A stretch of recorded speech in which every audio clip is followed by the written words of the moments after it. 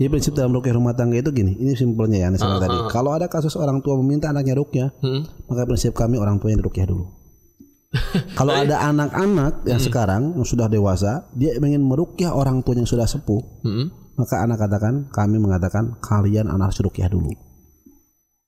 Karena kalau orang tua punya masalah pasti karena faktor anak. Kalau sudah dewasa anak-anaknya ya, itu balik. Ada suami, dia menuntut ke kita, minta tolong ruqyah istri saya, gini-gini juga gini. Maka kami katakan, bapak sebagai suami suruh ruqyah dulu. Karena banyak faktor. Karena banyak faktor juga yang memang sudah kita data, yang punya banyak misalkan istri-istri yang membangkang, istri yang ngelawan, karena sebetulnya bukan karena keinginan dia, tapi terbentuk gara-gara si suami tidak menunaikan kewajiban dengan sempurna, ataupun nggak tahu dengan kewajibannya. Iya betul. Gitu kan ya? Betul. Nah, Kan udah terjadi kayak gitu baru dia nyalahin, padahal bukan masalahnya. Begitupun sebaliknya ada istri yang meminta suaminya untuk diruqyah kepada kita, kami kembalikan. Wah, suami saya gini. Wah, gini. Ibu yang saya ruqyah dulu. Kita dalam rumah tangga seperti itu.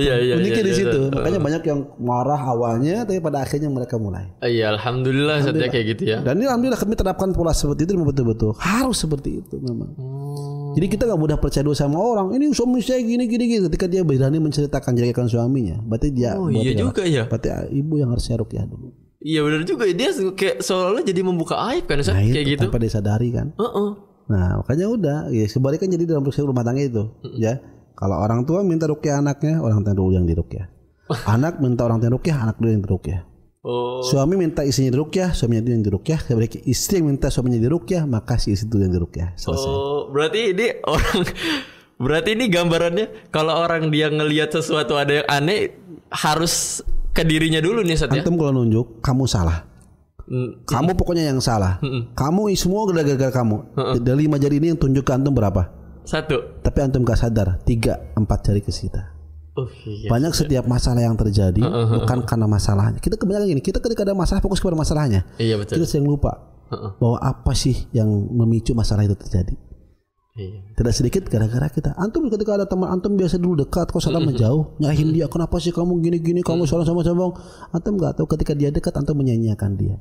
Jadi antum merasa dekat, antum mohon maaf tidak lepas, sering lupa dengan kata-kata antum, lost control dengan itu, sehingga apa dia kecewa tanpa antum sadari, hanya dia menjauh.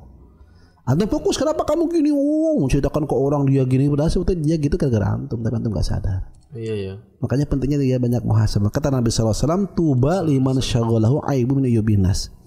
Berbahagialah hidup seseorang yang ketika dia menyibukkan dirinya terus introspeksi memperbaiki aib-aib dirinya, melihat kelemahan dirinya. Setiap ada masalah jangan ke orang lain dulu. Ini mungkin salah saya. Kenapa ada masalah gini? Mungkin saya ada salah. Renungkan. Nah, orang yang seperti itu sibuk mencari aib-aib dirinya akan dijamin bahagia dunia akhiratnya. Daripada sibuk mencari kesalahan orang. Karena realitanya banyak orang ketika ada masalah mencari orang lain. Kamu yang salah. Pasti kamu pernah lupa. Bahkan ketika antum merasa terdolimi sekalipun bisa jadi sebetulnya kedoliman itu ada sebagai balasan dari Allah karena antum telah mendolimi orang tanpa antum sadari. Jangan dianggap remeh itu. Iya ya. Akhirnya sebenarnya kalau dipikir setelah dengan cara kita introspeksi diri, dengan menyalahkan diri lebih utama gitu, akhirnya akan terbuka. Terbuka nanti semuanya. Nanti mungkin ini bahkan bisa jadi Allah kasih jalan keluarnya karena kita sadarin seperti ini. Akhirnya kita beristighfar, akhirnya mulai kita cari solusinya gitu.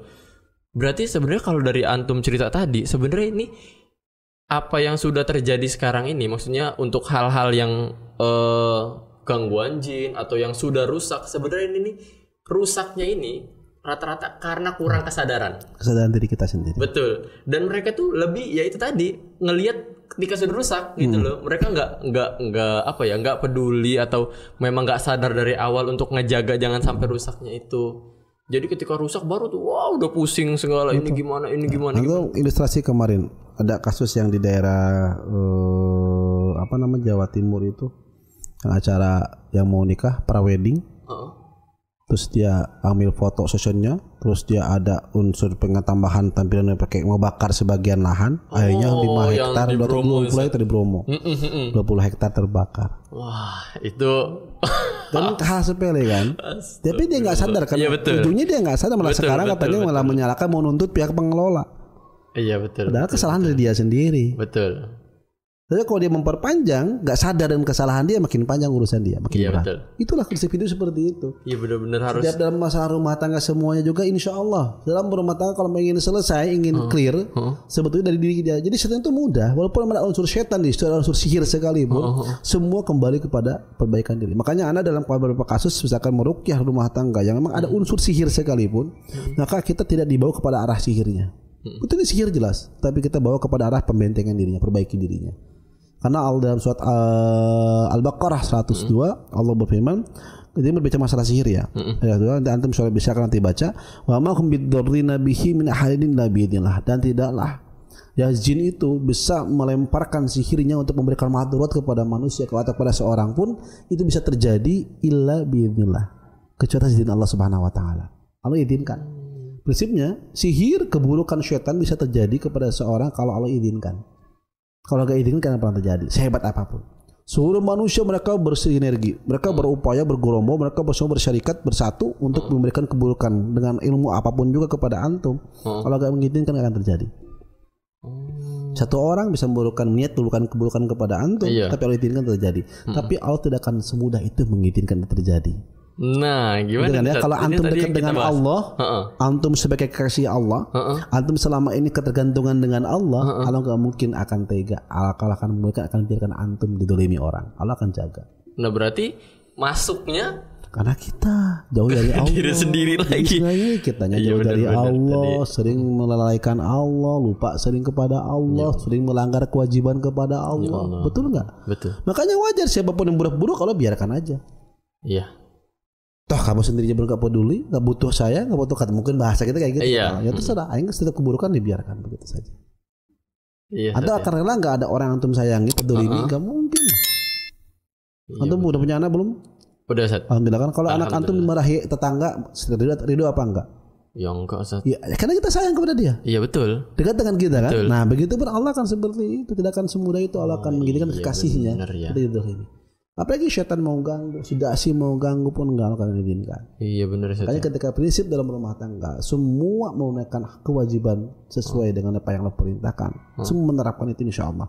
Maka rumah itu akan menjadi rumah apa? Yang katakan menjadi baiti jannati. Rumahnya mungkin biasa, tapi serasa surga. Iya betul. Setan tidak akan betah di situ, takut dia masuk di situ. Berarti intinya kuncinya balik lagi jaga kedekatan sama Allah ya, ya. Kembali itulah surat tauhid, tawakal kepada Allah, bersama-sama semua menjalankan perintah Allah. Kembali kepada prinsip itu aman. Iya. Aman insyaallah ya. Insyaallah.